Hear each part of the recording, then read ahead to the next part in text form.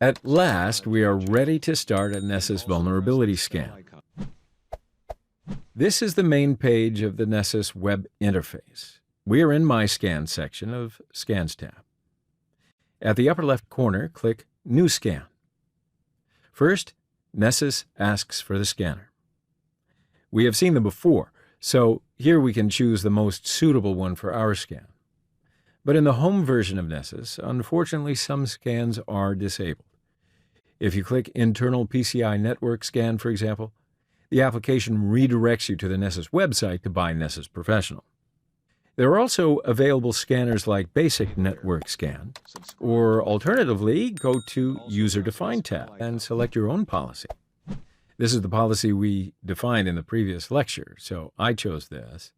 Now, give a name to your scan.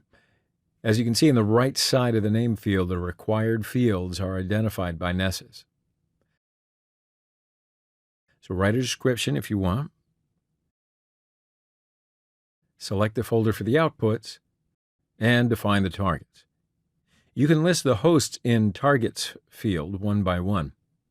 I want to scan my two systems now. 99.139 is OWASP BWA, and 99.206 is my Metasploitable system.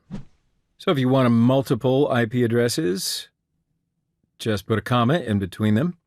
You can also define an IP block or a range, just as you remember in the Nmap lectures. Or alternatively, if you have a file that contains a list of the hosts that we also covered earlier, you can add that file using the Add File link in the Upload Targets field. So now we're ready to launch the scan. At the bottom of the page, select Save, or click the down arrow button and select Launch to start the scan immediately. I choose Launch. It first saved the scan and then launched immediately. So while it's scanning, let's see some of the parts of Nessus interface. At the left, you see the folders. Next to My Scans folder, it says that I have one active scan. And in My Scans page, you see the scan that we just started. If you click on it, you see the scan details. There are three tabs here: Hosts, Vulnerabilities, and History. When you click on the Vulnerabilities tab, you see the vulnerabilities found during the scan. Here, we already have some results. Now click the Hosts tab to turn back. These are the systems that we defined as targets: OWASP BWA and Metasploitable. At the right, you see the severity levels of the vulnerabilities. Nessus classifies vulnerabilities into 5 levels. Informational level quickly identifies non-vulnerability information, which is, well, nice to know, and separates them from the vulnerability detail, which is need to know, right? Low level identifies the flaws that might help an attacker to better refine his attack, but by itself, that flaw won't be sufficient for a compromise. Medium level identifies that some information is leaking from the remote host. An attacker might be able to read a file he should not have access to. High level identifies that the attacker can read arbitrary files on the remote host and or can execute commands on it. And critical level vulnerabilities are the most important vulnerabilities for us. These vulnerabilities can be exploited by a tool, and in most cases, the attacker does not need to make an extra effort to exploit them. So let's fast forward the scan. Now, on the right side of each host row, you can see the status of the scan of that host. 100% means the scan of that host is complete.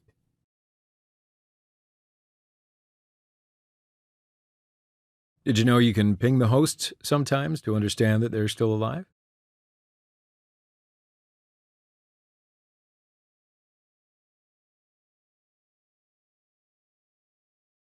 And finally, our scan is completed in 4 minutes, which is a very fast scan for a vulnerability scan.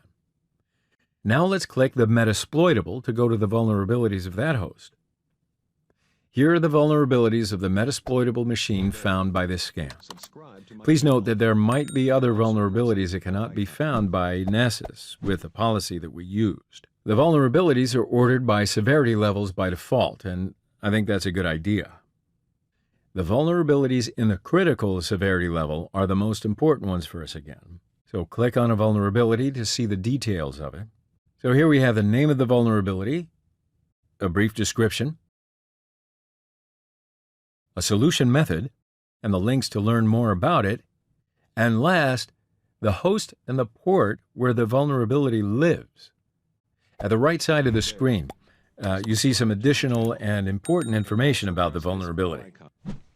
So for this particular vulnerability, Nessus says that we can exploit it using Core Impact, which is a commercial and very powerful exploitation tool. And here are the scores of this vulnerability. 10.0 is perfect for us. So click Back to Vulnerabilities to go back to the list of the vulnerabilities. Here there is another vulnerability which says the VNC server is running on the host and its password is password. If that's true, and if there's no additional measure to protect the host, we can access that host very easily. I'll show you. Let's test it.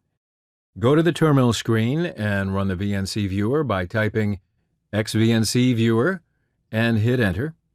If you don't have VNC viewer installed on your Kali, type apt-get install xVNC viewer and hit enter.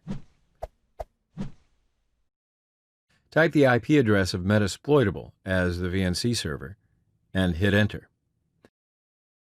And now type password as the password and hit enter again. And voila, we are in the system. I use the womi Linux command to learn the user that I've caught, and uname-a to learn the operating system and the kernel details, ifconfig to see the information about the network interfaces, etc.